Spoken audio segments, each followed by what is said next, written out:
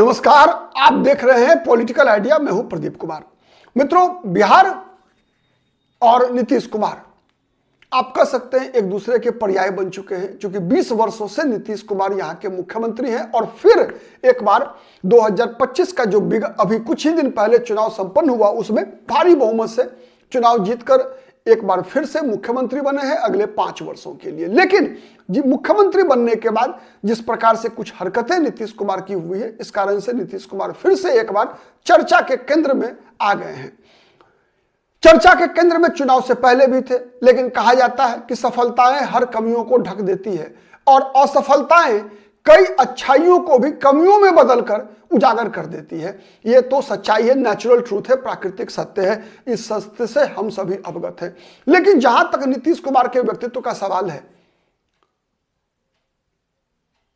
नीतीश कुमार की बिहार की राजनीति में नीतीश कुमार की पहचान और नीतीश कुमार की कद का सवाल है, तो जो कोई भी हमारे दर्शक मित्र क्रिकेट में इंटरेस्ट लेते होंगे, मुझे लगता है कि नीतीश कुमार में आपको सचिन तेंदुलकर और कपिल देव दोनों दिखेगा।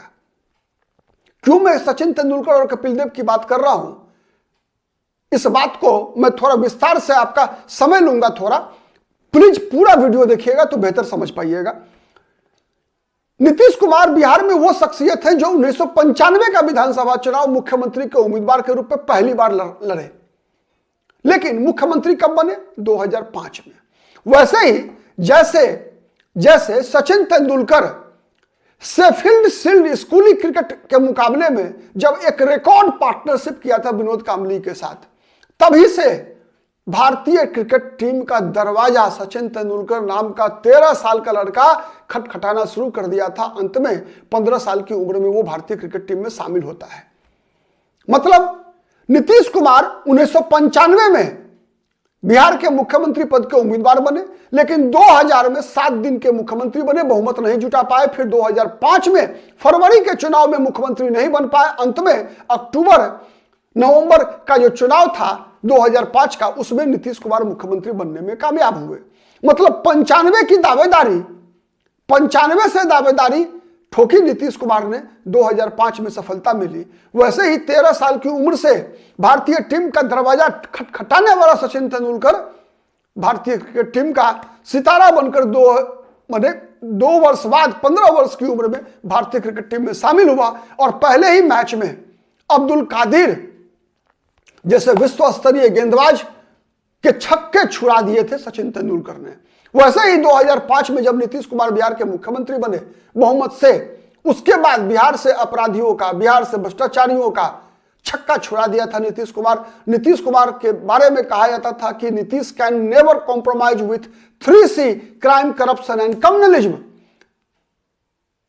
उन दिनों बिहार में कहा जाता था कि अपराधी या तो अपराध करना छोड़ दिया या फिर बिहार छोड़ दिया था। स्पीडी ट्रायल नीतीश कुमार का एक तरह से सबसे बड़ी योजना थी, जिससे भयभीत होकर अपराधियों ने बिहार छोड़ दिया था। कई मुकदमे ऐसे थे जिसमें 7 दिन के अंदर में किसी भी अपराधी को सजा मिल जाती थी। भ्रष्टाचारियों के घर में सीज करके स्कूल खोल दिए जाते थे नीतीश कुमार के द्वारा। यह नीतीश कुमार की पहचान बनी थी। मतलब मास्टर ब्लास्टर। वही कपिल देव भी जब भारतीय क्रिकेट टीम में पहली बार आए, तो उससे पहले भारतीय क्रिकेट के पास कोई भी कपिल देव के स्तर का कोई ऑलराउंडर था ही नहीं। भारतीय क्रिकेट टीम के पास पहला ऑलराउंडर माना जाता है विश्व स्तर का कपिल देव को भारतीय क्रिकेट टीम में। वैसे ही नीतीश कुमार के बारे में जब नीतीश कुमार मुख्यमंत्री बने तो कहा गया कि भाई ऐसा मुख्यमंत्री का प्रदर्शन जो 2005 से 10 के बीच नीतीश कुमार की सरकार का था, अब तक बिहार ने नहीं देखा था। सुशासन बाबू नीतीश कुमार को कहा गया। फिर लंबा कैरियर चला कपिल देव का भी। नहीं, केवल एक क्रिकेट टेस्ट मैच ऐसा था जब गावस्कर के कप्तान थे तत्काल उस समय, जब मतभेद के कारण कपिल देव को टेस्ट से ड्रॉप होना पड़ा।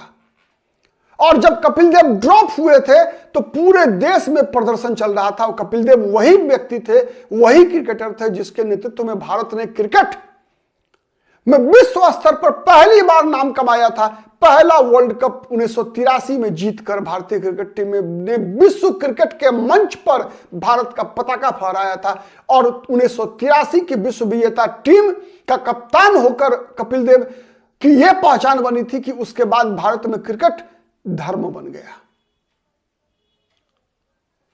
सचिन तेंदुलकर याद कीजिए, जैसे जैसे बढ़ते गए, शेन वॉर्न जैसा विश्व स्तर का गेंदबाज कहता था कि सपने में सचिन तेंदुलकर दिखता है।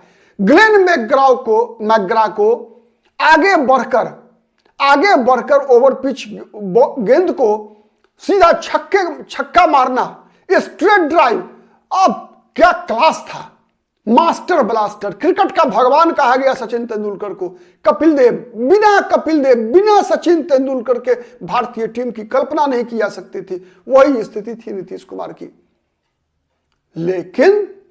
लेकिन क्या हुआ अंतिम दिनों में कपिल देव का, और क्या हुआ सचिन तेंदुलकर का?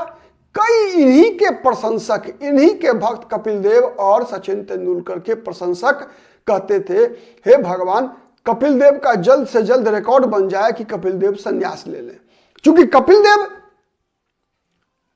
जो हेडली, न्यूजीलैंड के जो ऑलराउंडर थे रिचर्ड हेडली, उनका रिकॉर्ड तोड़ना चाहते थे। भारत भी चाहता था, भारतीय क्रिकेट कंट्रोल बोर्ड भी चाहता था, भारत की जनता भी चाहती थी कि कपिल देव दुनिया में सबसे अधिक विकेट लेने वाला गेंदबाज बने। भारत के लिए यह गौरव का विषय होता, और इसीलिए भारतीय क्रिकेट टीम कपिल देव को झेलती रही।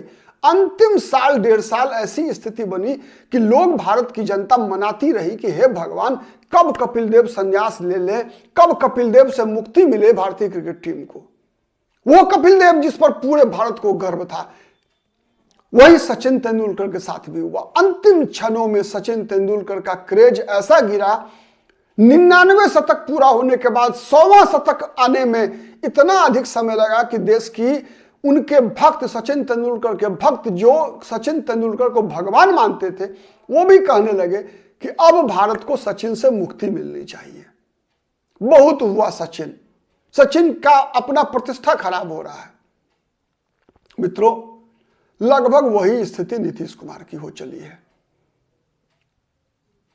वही स्थिति, ठीक है, चुनाव जीत गए, बहुत कमियां ढक गई नीतीश कुमार की, लेकिन आप याद कीजिए, इस चुनाव के प्रचार अभियान के दौरान भी भारतीय जनता पार्टी कभी साहस नहीं कर पाई, कभी अमित शाह ये हिम्मत नहीं कर पाए कि नीतीश कुमार के बारे में यह कह सके कि इस बार चुनाव जीतने के बाद नीतीश जी ही मुख्यमंत्री बनेंगे।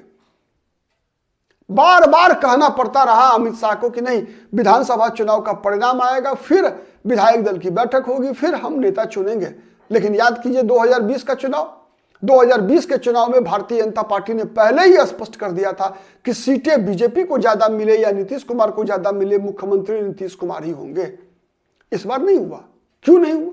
याद कीजिए, चुनाव से पहले जितने भी सर्वे, ओपिनियन पोल हो रहे थे, क्या बता रहे थे? बता रहे थे कि नीतीश कुमार की तुलना में तेजस्वी यादव डेढ़ा मतों से, अगर नीतीश कुमार 15-17%, 18%, मैक्सिमम 24% लोगों की पसंद थे, तो तेजस्वी यादव 44% से लेकर गिरते गिरते 34% पर आए थे, लोगों की मुख्यमंत्री पद के रूप में पसंद थे। लेकिन क्या हुआ? जब परिणाम आया तो सब कुछ भूल गए। परिणाम, सब लोगों ने कहा कि अरे नीतीश कुमार की जीत है। भाई, नीतीश कुमार की जीत नहीं थी, ये टीम की जीत थी। कई फैक्टर था, मैं पहले भी बता चुका हूं। ये जीविका वाला जो 10,000 योजना का फैक्टर था, ये तेजस्वी यादव को मुख्यमंत्री पद का उम्मीदवार घोषित करने का फैक्टर था। यह फैक्टर था कि यदि नीतीश और तेजस्वी में किसी एक को चुनना हो तो चलो मजबूरी में नीतीश को चुन लो, चूंकि तेजस्वी यादव, नीतीश कुमार कम से कम बुरे तो नहीं है। तेजस्वी यादव से समाज के एक बड़े वर्ग को डर लगता था कि मुख्यमंत्री बन गया तो फिर बिहार की स्थिति क्या होगी।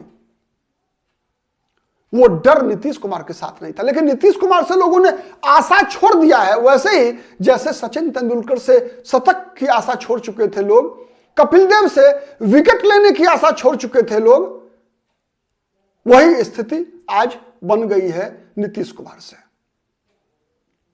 लेकिन राजनीति है कि नीतीश कुमार को बीजेपी छोड़ना नहीं चाहती, जदयू के लोगों के पास कोई विकल्प नहीं है नीतीश कुमार का।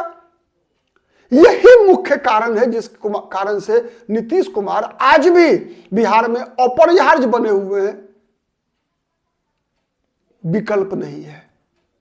लोगों को लगता है विकल्प नहीं है। वैसे ही जैसे कपिल देव, लोग चाह रहे थे कपिल देव अब संन्यास ले ले, सचिन तेंदुलकर अब संन्यास ले ले, लेकिन लोगों को कपिल देव का कोई विकल्प नहीं दिख रहा था, लोगों को सचिन तेंदुलकर का कोई विकल्प नहीं दिख रहा था। वैसे ही आज भी बिहार को नीतीश कुमार का विकल्प नहीं दिख रहा है। लेकिन एक सवाल है आपसे, आप दर्शकों से, बताइए कि क्या भारतीय क्रिकेट टीम कपिल देव के संन्यास लेने के बाद पीछे गई या आगे बढ़ी? क्या सचिन तेंदुलकर के रिटायरमेंट लेने के बाद भारतीय क्रिकेट टीम आगे बढ़ी या पीछे गई? किसी व्यक्ति के रहने न रहने से कोई व्यक्ति इतना अपरिहार्य नहीं हो सकता जितना अपरिहार्य बिहार है, जितना अपरिहार्य कोई समूह होता है। समूह इंपॉर्टेंट है, सिस्टम इंपॉर्टेंट है, व्यक्ति इंपॉर्टेंट नहीं होता। इसीलिए कई लोग जब कहते हैं कि नीतीश कुमार का कोई विकल्प नहीं है, यह बात सही है। जब आप दो विकल्प देंगे केवल, तो लोग तेजस्वी की तुलना में, मैंने भी कई बार कहा है, तेजस्वी की तुलना में नीतीश कुमार को चुनेंगे। वैसे ही जैसे सचिन तेंदुलकर का विकल्प कभी भी जो है कोई बुमराह नहीं हो सकता। बुमराह अच्छे बॉलर हैं, दुनिया माने भारतीय क्रिकेट टीम के लीडिंग बॉलर है बुमराह, लेकिन वो सचिन के विकल्प नहीं है। सचिन तेंदुलकर के विकल्प थे विराट कोहली, सचिन तेंदुलकर के विकल्प थे रोहित शर्मा। बुमराह गेंदबाजी में विकल्प है। वैसे ही बल्लेबाजी में जब किसी को मौका मिला, किसी विराट कोहली को मौका मिला, तब तो विराट कोहली ने यह साबित किया कि सचिन तेंदुलकर से विराट कोहली कम नहीं है। वैसे ही बिहार की जनता को, यदि बिहार को आगे बढ़ाना है, तो अब नीतीश कुमार के बदले किसी चेहरे को बिहार को ढूंढना होगा। और यह जिम्मेवारी है भारतीय जनता पार्टी की, जनता दल यूनाइटेड की, कि वो विकल्प ढूंढे। विकल्प हो सकता है एक बार फेल करे, दूसरा बार पास होगा। कोई जरूरी नहीं है कि भारतीय क्रिकेट टीम ने जब गावस्कर के बाद कप्तान किसी को नया कप्तान ढूंढा, कोई जरूरी नहीं था कपिल देव उतने सफल नहीं हुए। ठीक है, विश्व कप जीत कर आए कपिल देव, लेकिन कप्तानी के मामले में कपिल देव से ज्यादा सफल रहे मोहम्मद अजहरुद्दीन, और मोहम्मद अजहरुद्दीन से भी अधिक सफल हुए कौन? सौरव गांगुली। नहीं, लेकिन इस बीच में आप देखेंगे कई विकल्प को आजमाया गया, चाहे वो दिलीप वेंगसरकर बने, चाहे वो के श्रीकांत बने, कई विकल्प आजमाए गए ना। वैसे ही बिहार को भी नए विकल्प की आवश्यकता है, बिहार को नए स्वरूप देने की आवश्यकता है। आप किस हद तक सहमत हैं मेरी बातों से, कमेंट करके जरूर बताइएगा। बिहार बड़ा है, नीतीश कुमार बड़े नहीं है। क्योंकि जिस प्रकार की हरकतें नीतीश कुमार की हो रही है, मुख्यमंत्री पद की गरिमा के अनुकूल नहीं है। जरूर बताइएगा कमेंट करके। यदि वीडियो पसंद आता है तो लाइक कीजिए, शेयर कीजिए, जिससे कि अधिक से अधिक लोगों तक बातें पहुंच सके। मीडिया लोगों तक अपनी बात पहुंचाने का माध्यम होता है मित्रों, और मीडिया का काम किसी राजनीतिक दल के पक्ष में नैरेटिव सेट करना नहीं होता। पॉलिटिकल आइडिया से हमारी कोशिश यही होती है कि हम किसी पॉलिटिकल पार्टी के पक्ष में नैरेटिव सेट करने का टूल्स नहीं बने, बल्कि सच्ची पत्रकारिता हो, जनता के पक्ष की बातें हो, राजनीति की कमियों से जनता को अवगत कराने का प्रयास करें। हर राजनेता के, हर पॉलिटिकल पार्टी के गुण और दोषों के आधार पर उसका विश्लेषण करके जनता को समझाने का प्रयास करें, और जनता से सीखने और समझने का भी प्रयास हो। आज के लिए इतना ही, बहुत बहुत धन्यवाद।